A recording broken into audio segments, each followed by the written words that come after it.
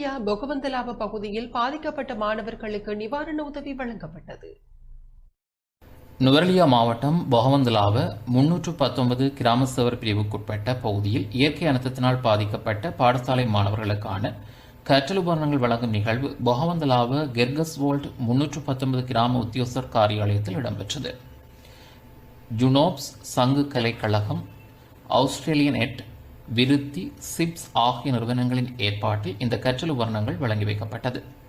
இதேவேளை டித்வா சூறாவளியினால் உயிர்நீத்த உறவுகளுக்கு மெழுகுவர்த்தி ஏற்றி அஞ்சலி செலுத்தப்பட்டது. இந்நிகழ்வில் நிறுவனத்தின் தலைவர் தங்கவேல் கணேசமூர்த்தி, சங்குக்கலை கழகத்தின் தலைவர் தியாகராஜா சிவனேசன், நிறுவனத்தின் செயற்திட்ட முகாமையாளர் பொருளாளர், கெர்கஸ்வோல்ட் 319 கிராம சேவர் பிரிவுக்கு பொறுப்பான கிராம உத்தியோகஸ்தர் ரமேஷ் கண்ணா, நோர்வுட் பிரதேச சபை உறுப்பினர் கணேசன் இளையராஜா உட்பட மாணவர்கள், பெற்றோர்கள் என பலரும் கலந்து கொண்டனர்.